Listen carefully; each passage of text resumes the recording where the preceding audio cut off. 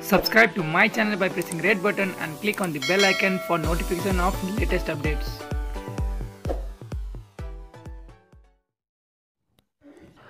मुलुकमा आइपर्ने कुनै पनि विपदबाट देश र जनतालाई जोगाउन सिङ्गो मुलुकलाई एकताबद्ध बनाउने मुख्य जिम्मेवारी कार्यकारी प्रमुखको हो। त्यसमा पनि कोरोना भाइरसले मानव सभ्यतालाई चुनौती दिइरहेका बेला देश र जनतालाई जोगाउन सबै पक्षको साथ र सहयोग लिएर अघि बढ्ने दायित्व प्रधानमन्त्री केपी शर्मा ओलीकै हो। तर त्यही बेला सरकारले चैत्र 11 गते मुलुकलाई लकडाउनमा राखेको छ। सङ्क्रमणमा कसरी जोगिने भन्नेमा सबैको ध्यान रहेका बेलामा प्रधानमन्त्री ओलीको ध्यान भने अन्यन्त्रै मोडिन पुग्यो। काम कुरो एकातिर कुम्लो बोकी ठिमीतिर भने जस्तो गरी प्रधानमन्त्री ओलीले वैशाख 8 गतेको मन्त्री परिषद बैठकमा अचानक अराजनीतिक रूपमा राजनीतिक दल र संवैधानिक परिषद सम्बन्धी अध्यादेश ल्याउने प्रस्ताव गरे। त्यसले मन्त्री परिषदमा सन्नाटा छायो। केही मन्त्रीले अहिलेको बेला अध्यादेश आवश्यक नभएको जनाए, तर प्रधानमन्त्रीले सुनेनन्। अध्यादेश पारित गराई स्वीकृतिका लागि राष्ट्रपति समस्या पठाए। राष्ट्रपति विद्यादेवी भण्डारीले पनि सरकारको सिफारिसलाई बिजुलीकै गतिमा स्वीकृत गरेर अध्यादेश जारी गरिदिन्।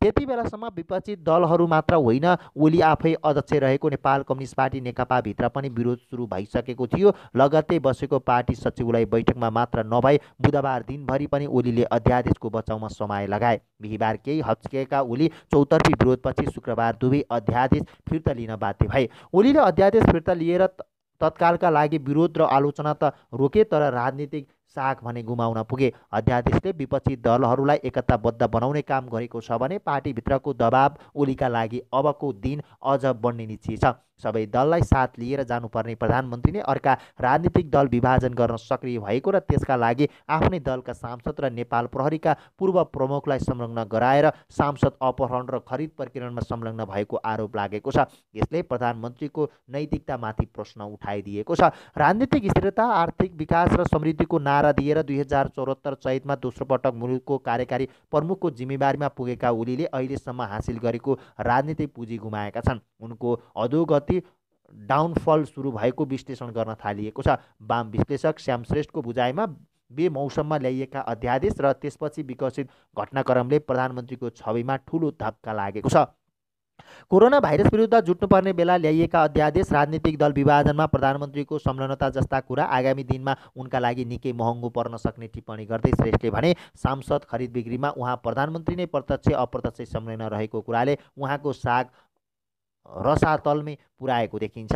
अध्यादेशपछि सांसद किनबेचको कुराले आगोमा घिउ थप्ने काम गरेको टिप्पणी गर्दै श्रेष्ठले प्रधानमन्त्रीको नैतिकतामाथि ठूलो प्रश्न उठेको सुनाएका छन्। विश्लेषक हरि रोकाले प्रधानमन्त्री ओलीले नैतिकताका आधारमा मार्ग प्रशस्त गर्नुपर्ने टिप्पणी गरे। मुलुकमा लकडाउन जारी भएपछि राहत वितरण र हिँडडुलमा कार्यपालिका बाहेक अरूले पाउने छैन भन्ने निर्णय सरकारले गरेको बताउँदै रोकाले सांसद र नेपाल प्रहरीका आइजिपी भएर अर्को दलको सांसद अपहरण गर्नु ठूलो काण्ड भएको टिप्पणी गरे। अहिलेको बेला अर्का दलको सांसदलाई ल्याउनु पर्ने आवश्यकता किन आयो? उहाँले ल्याएको सांसदसँग प्रधानमन्त्रीले पनि कुरा गर्नुभएको भन्ने आएको छ। उनले भने प्रधानमन्त्रीमाथि प्रश्न उठेकाले नैतिकताको आधारमा मार्ग प्रशस्त गरेर छानबिनमा सहयोग गर्नुपर्छ। पार्टीका नेताहरूलाई विश्वासमा नलिए प्रधानमन्त्री ओली एक्लै अघि बढ्न खोज्दा अप्ठ्यारो अवस्थामा पुगेको टिप्पणी गर्दै रोकाले थपे उहाँ आफै कालिदास हुनुभयो। राजा महाराजा वा तानाशाह नभएर ओलीको पछिल्लो निर्णय प्रक्रिया अटोक्राफ्टको जस्तो हुन थालेको विश्लेषक बनाउँछन्। कुनै पनि विषयमा पार्टीभित्र छलफल नगर्ने तथा कोरोना भाइरसको उपचारका लागि गरिएको स्वास्थ्य सामग्री खरिदमा प्रश्न उठेपछि पनि औलीले पार्टीलाई व्यवस्था गर्दै जाँदा सरकार र आफ्नै दलभित्र दूरी बन्न पुगेको छ। स्वास्थ्य सामग्री खरिद सहितका विषयमा प्रश्न उठिरहेका बेला पहिला देशवासीका नाममा सम्बोधन गरेर त्यसपछि मात्र सचिवालय बैठक राखेको सुनाउँदै विश्लेषक रोकाले अध्यादेशका विषयमा पनि पार्टीका अरू नेताहरूलाई खेताला र आफू घरमुली जस्तो गरी ओलीको व्यवहार गरेको बताएका छन्। अटोक्राफ्ट जस्तो देखिने र आदेश सुनाउँदै जाने भएपछि उनको डाउनफल सुरु भएन।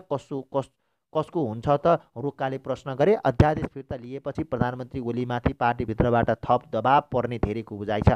पार्टीका बहुसङ्ख्यक नेताले स्थायी कमिटीको बैठक राख्न दबाव दिइरहेका छन्। स्थायी कमिटीको बैठक राखेर ओलीको विकल्प खोज्नसम्मका विषयमा छलफल भइरहेको सुनाउँदै एक नेताले भने अहिलेको सङ्कटपूर्ण समयमा प्रधानमन्त्री नै परिवर्तन गर्नसम्म नपुगे पनि अब पहिला जस्तो उहाँ बेलगाम हिँड्ने अवस्था हुँदैन। ओलीका विश्वासपात्र महासचिव विष्णु पौडेलदेखि पार्टीका कार्यकारी अध्यक्ष पुष्पकमल दाहाल प्रचण्ड, झलनाथ खनाल, माधव कुमार नेपाल, वामदेव गौतम र नारायणकाजी श्रेष्ठ विपक्षमा छन्। श्रेष्ठले सरकार जतिसुकै बलियो भए पनि गलत कुराको समर्थन कतैबाट पाउन सक्दैनन् भन्ने अध्यादेश फिर्ता लिनुपर्ने घटनाले पुष्टि गरेको बताए। झन्डै 2/3 बहुमतको बलियो सरकार रहे पनि जनमत त्योभन्दा शक्तिशाली रहेकाले चारै दिनमै अध्यादेश फिर्ता लिन बाध्य भएको श्रेष्ठको बुझाइ छ।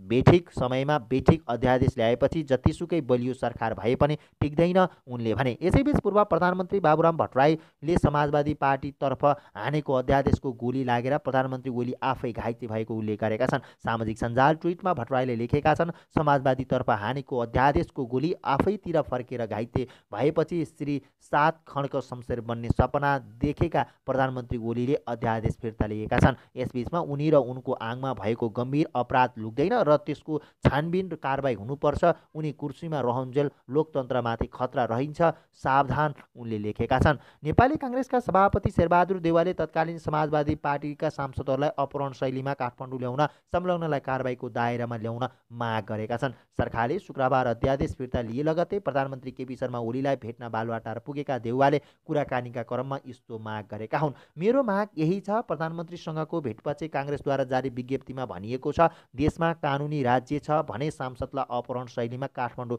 ल्याउनेमाथि निष्पक्ष अनुसन्धान र कारबाही हुनुपर्छ। राजनीतिक दल र संवैधानिक परिसर सम्बन्धी अध्यादेश जारीपछि विपक्षी दलको मोर्चा बनाउन सक्रिय रहेका देउवालाई शुक्रबार बिहान प्रधानमन्त्री ओलीले भेटका लागि बालुवाटारमा निम्तो पठाएका थिए। प्रधानमन्त्रीलाई भेट्न जानु पूर्व पार्टीका नेताहरूसँग विपक्ष अन्य दलका नेताहरूसँग पनि कुरा गरेर बालुवाटार पुगेका देउवाले दुवै अध्यादेश फिर्ता लिएर गल्ती सच्याएकोमा धन्यवाद पनि दिए। प्रधानमन्त्री ओलीसँग मात्र 1 घण्टा र त्यसपछि सत्तारूढ नेकपाका कार्यकारी अध्यक्ष पुष्पकमल दाहाल प्रचण्ड समेतको उपस्थितिमा भएको भेटमा देउवाले अब विवादित काम नगर्न र गल्ती नदोहोऱ्याउन सत्तापक्षलाई आग्रह गरेका थिए। अब विवादास्पद कुनै काम नगर्न मेरो सुझाव छ, विज्ञप्तिमा छ, प्रधानमन्त्रीलाई थप सजग हुनुहोला। देउवाले कोरोनाबाट देश र जनतालाई जोगाउन व्यापक परीक्षण गर्नुपर्ने बताएका थिए। देउवाले कोरोना उपचारमा स्वास्थ्यकर्मीलाई पिपिई लगायतका सामग्री प्राप्त नभएको भन्दै ध्यान आकर्षण गराएका छन्। उनले लकडाउनको मारमा परेको वर्गलाई पर्याप्त र निष्पक्ष रूपमा राहत उपलब्ध गराउन पनि माग गरेका छन्। ओलीले प्रतिपक्षी दलसहित सबैको सुझावमा सरकारले अध्यादेश फिर्ता लिएको र कोरोना विरुद्धको लडाइँमा कुनै कसर बाँकी नराख्ने बताएका थिए।